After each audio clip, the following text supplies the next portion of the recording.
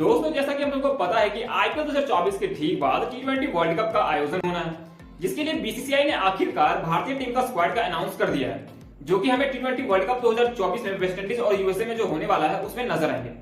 इस स्क्वाड के बारे में हम चर्चा करेंगे और जानेंगे कि क्या भारतीय टीम इस स्क्वाड के साथ ट्रॉफी को अपने घर ला पाएगी या नहीं, क्योंकि हमने देखा है कि 2013 के बाद से भारतीय क्रिकेट टीम ट्रॉफी के लिए तरस गई है। भारतीय टीम को 2013 में लास्ट आईसीसी ट्रॉफी मिला था, उसके बाद से बीसीसीआई अभी तक तरसती हुई नजर आई है ट्रॉफी के लिए। और इसके पीछे जो सबसे बड़ा कारण है वो है बीसीसीआई के सेलेक्टर्स, क्योंकि हर बार वे कुछ ना कुछ ऐसी गलती कर ही देते हैं जिससे टीम को नुकसान हो ही जाता है। और इस बार उन्होंने क्या गलती करी, इस बार हम चर्चा करेंगे और जानेंगे कि क्या यह स्क्वाड टी20 वर्ल्ड कप 2024 की ट्रॉफी घर ला पाएगी या नहीं। तो चलिए वीडियो को करते हैं शुरू। तो सबसे पहला नाम इस स्क्वाड में जो हमें नजर आ रहा है वो है रोहित शर्मा का। और रोहित शर्मा का प्लेस पहले से ही फिक्स था, ये आपको भी पता था, हमें भी पता है और बीसीसीआई सेलेक्टर्स को भी पता है, क्योंकि हमारे पास अभी कप्तानी के ऑप्शन में कोई भी दूसरा प्लेयर नजर नहीं आ रहा था, जिसके लिए हमें पहले से ही पता था कि रोहित शर्मा को टीम में जगह मिलेगी ही मिलेगी, क्योंकि वो कप्तान के रूप में हमें नजर आएंगे। वही दूसरा नाम जो सबसे बड़ा नाम है वो है यशस्वी जायसवाल का। अगर इनका रिसेंट परफॉर्मेंस देखा जाए तो उन्होंने आईपीएल 2024 में मात्र एक शतक लगाया है, जिसके कारण ही उनको टीम में जगह मिली है। वरना अगर इनके पूरे आईपीएल 2024 के परफॉर्मेंस को देखा जाए तो इनका परफॉर्मेंस बेहद ही शर्मनाक रहा है, या यूं कहते इन्होंने परफॉर्मेंस ही नहीं दी है। फिर भी बीसीसीआई ने इनको टीम में सेलेक्ट किया है, क्योंकि हमारे पास दूसरा कोई ऑप्शन नहीं था एज अ ओपनर। दूसरा ऑप्शन जो हमारे पास था वो था शुभमन गिल का, और शुभमन गिल का परफॉर्मेंस भी बेहद ही खराब है। शायद इसलिए शुभमन गिल को इस बार रिजर्वेशन वाले खिलाड़ी की लिस्ट में शामिल किया गया। वहीं तीसरे नंबर पर जो खिलाड़ी है उनपे तो किसी को डाउट करना ही नहीं था, वो है विराट कोहली। और विराट कोहली को लेकर आपको याद होगा कि आईपीएल 2024 से पहले ये न्यूज काफी वायरल हो रही थी कि ईशान किशन को विराट कोहली की जगह पे रिप्लेस कर दिया जाएगा, यानी कि विराट कोहली की जगह पे हमें आईपीएल 2024 के बाद टी20 वर्ल्ड कप में विराट कोहली की जगह पे ईशान किशन हमें नजर आने वाले थे। लेकिन हम फैंस को पहले से ही पता था कि विराट कोहली तो विराट कोहली है और उनको बाहर करने का जिगरा तो बीसीसीआई के पास है ही नहीं, तो विराट कोहली तो कैसे ही बाहर हो सकते हैं। और उन्होंने अपने परफॉर्मेंस से बता दिया कि उनसे बड़ा खिलाड़ी अभी क्रिकेट वर्ल्ड में नहीं है। तो विराट कोहली के बारे में भी ज्यादा बातें नहीं करेंगे, क्योंकि इनका भी प्लेस फिक्स था। वही इनके बाद जो नंबर आता है वो नंबर 4 पे है सूर्य कुमार यादव। और मुझे लगता है कि यहाँ पे थोड़ी सी गलती हो गई है। अब आप बोलोगे कि यार सूर्य कुमार यादव इतना बेहतरीन खिलाड़ी है, इतना बेहतरीन बल्लेबाज है, नंबर 1 बल्लेबाज है, और आप इसको क्रिटिसाइज कर रहे हो। तो भाई साहब मैं आपको कुछ फैक्ट बताता हूँ। 2021 और 2022 दोनों ही टी20 वर्ल्ड कप में सूर्य कुमार यादव हमारी टीम में थे, लेकिन इसका अगर परफॉर्मेंस उठा के देखा जाए तो एक भी परफॉर्मेंस बड़ी टीमों के खिलाफ नहीं आया है। और प्रेशर वाले मैच तो भूल ही जाओ, मतलब सूर्य कुमार यादव ने जो भी परफॉर्मेंस दी है, या तो वो यूएई की टीम है, या फिर हांगकांग की टीम है, या फिर मतलब लो रैंकिंग वाली टीम के अगेंस्ट इन्होंने परफॉर्मेंस दी है। तो मुझे यहाँ पे थोड़ा सा गलती लग रहा है कि यहाँ पे रिंकू सिंह को शामिल किया जा सकता था। वहीं इनके बाद अगर देखा जाए तो वो है Rishabh Pant, as a wicket keeper हमें नजर आएंगे। और ऋषभ पंत को टीम में रखना बेहद जरूरी था, क्योंकि आईपीएल 2024 में जिस तरह से वो परफॉर्मेंस दे रहे हैं उनको साइडलाइन नहीं किया जा सकता था। और वैसे भी ये 2022 के बाद हमें पहली बार इंटरनेशनल मैच में नजर आएंगे, क्योंकि जब से इनका इंजरी हुआ था या फिर क्या तो एक्सीडेंट हुआ था, तब से ये क्रिकेट के फील्ड से काफी दूर हो गए थे। हालांकि आईपीएल 2024 में इन्होंने जिस तरह से वापसी करी, और क्या ही वापसी करी भाई साहब, इन्होंने अपने परफॉर्मेंस से सभी का ध्यान अपनी ओर खींच लिया, जिसके कारण बीसीसीआई ऋषभ पंत को सेलेक्ट करने पर मजबूर हो गई। और शायद इसलिए बीसीसीआई ने ऋषभ पंत को as a wicket keeper first choice के रूप में टीम में शामिल किया। वहीं इनके बाद इनका नाम है वो संजू सैमसन का। और संजू सैमसन भी काफी डिजर्विंग है क्योंकि आपको याद होगा कि संजू सैमसन वो खिलाड़ी है, जब टी20 वर्ल्ड कप होता था तो उनको ओडीआई के स्क्वाड में शामिल किया जाता था। और जब ओडीआई वर्ल्ड कप का साल होता था तो उस समय टी20 के स्क्वाड में संजू सैमसन को बीसीसीआई शामिल कर देती थी, जिसके कारण कभी भी संजू सैमसन को इंसाफ नहीं मिल पा रहा था, जिसके कारण ही फैंस काफी ज्यादा बीसीसीआई को क्रिटिसाइज कर रहे थे कि आपको संजू सैमसन से क्या पर्सनली दुश्मनी है। हालांकि इस बार उनको मौका जरूर दिया गया है। अब देखना दिलचस्प होगा कि क्या प्लेइंग 11 में ऋषभ पंत और संजू सैमसन दोनों को मौका मिलता है, या फिर इन दोनों में से किसी एक को मौका मिलता है। हालांकि आईपीएल 2024 के परफॉर्मेंस के हिसाब से संजू सैमसन का प्लेस तो इस टीम में बनता ही था। वहीं इनके बाद जो सबसे चौंकाने वाला नाम रहा वो रहा हार्दिक पांड्या का।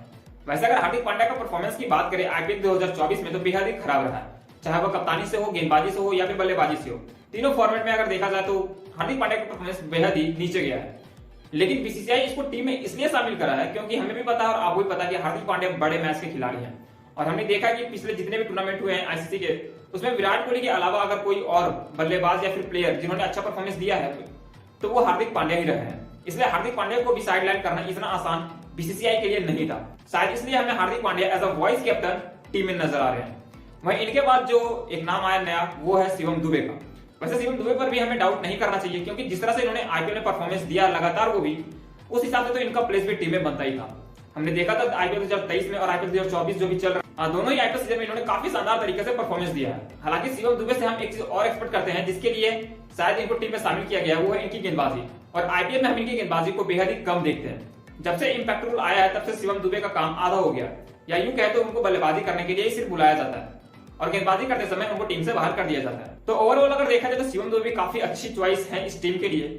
वहीं जो इनके बाद जो नंबर आता है वो है रविंद्र जडेजा का। Ravindra Jadeja as a T20 player मुझे उतने अट्रैक्टिव नहीं लगते हैं, क्योंकि अगर परफॉर्मेंस वाइज देखा जाए तो गेंदबाजी में तो रविंद्र जडेजा का कोई तोड़ नहीं है, ना ही फील्डिंग में इनका कोई तोड़ है। बट अगर T20 के हिसाब से इनकी बल्लेबाजी को रेट किया जाए तो मुझे नहीं लगता कि एज अ ऑलराउंडर इनको टीम में जगह देनी चाहिए। हालांकि बॉलिंग के डिपार्टमेंट में ये काफी अच्छी चॉइस हो सकते हैं टीम इंडिया के लिए, और रविंद्र जडेजा पे शायद सवाल नहीं खड़ा करना चाहिए, क्योंकि ये भी एक बेटर चॉइस है। तो इसलिए रविंद्र जडेजा का भी प्लेस लगभग फिक्स था। वहीं इनके बाद अक्षर पटेल भी काफी बेहतरीन लय में नजर आ रहे हैं IPL 2024 में, क्योंकि गेंदबाजी और बल्लेबाजी दोनों ही डिपार्टमेंट से अक्षर पटेल काफी बेहतरीन साबित हो रहे हैं, जिसके कारण इनको टीम में शामिल किया गया है। वहीं इनके बाद जो है वो है कुलदीप यादव, और कुलदीप यादव को टीम से बाहर करना बेहद ही मुश्किल था, क्योंकि जिस तरह से परफॉर्मेंस वो IPL में दे रहे हैं, इतने रफ पिच पे शायद ही दूसरा कोई गेंदबाज जो कि स्पिन बॉलिंग कराता हो वो दे रहे होंगे। इसलिए इनके नाम पर तो चर्चा ही नहीं करनी है, क्योंकि हमें पहले से ही पता था कि कुलदीप यादव का प्लेस तो इसमें फिक्स है। वहीं इनके बाद जो कि सबसे इंटरेस्टिंग नाम हमें नजर आया वो रहा युजवेंद्र चहल का। चहल वो खिलाड़ी है जिनको 2021 और 22 दो ऐसे T20 वर्ल्ड कप रहे जहां पे उनको शामिल नहीं किया गया। 21 में स्क्वाड में तो शामिल किया गया था, बट प्लेइंग 11 में उनको मौका नहीं दिया गया था। वहीं 2022 में तो इनको स्क्वाड से ही बाहर कर दिया गया था। और युजवेंद्र चहल को लेकर आपको भी पता है और हमें भी पता है कि इनसे बेटर T20 में अभी शायद ही कोई गेंदबाज होगा, खास करके लेग स्पिन में। इसलिए इनके डिसीजन से तो मैं पर्सनली काफी खुश हूं। वहीं इनके बाद जो दूसरे खिलाड़ी का नाम आता है वो है तेज गेंदबाज अर्शदीप सिंह, और मैं चाहता था कि अर्शदीप सिंह इस टीम में ना रहे। अब आपको लग रहा होगा कि भाई साहब ऐसा क्यों आप बोल रहे हो, तो मैं आपको बता दूं कि 2022 T20 वर्ल्ड कप ये हमारे टीम के साथ थे, और जिस तरह से इन्होंने परफॉर्मेंस दिया था आपको भी याद होगा, और IPL 2024 में भी जिस तरह से ये परफॉर्मेंस दे रहे हैं वो भी आपको याद होगा। इसलिए मुझे लग रहा था कि अर्शदीप सिंह की जगह पे यहाँ पे टी नटराजन को टीम में शामिल किया जाना चाहिए था। ये मेरा पर्सनल ओपिनियन है, बाकी आपका ओपिनियन कुछ और भी हो सकता है। वहीं इनके बाद नाम आता है जसप्रीत बुमराह का। भाई साहब जसप्रीत बुमराह के बारे में कुछ बात ही नहीं करना है, ये तो फिक्स है। इनके ऊपर, इनके और विराट कोहली के ऊपर तो कभी बात नहीं करना चाहिए हमें।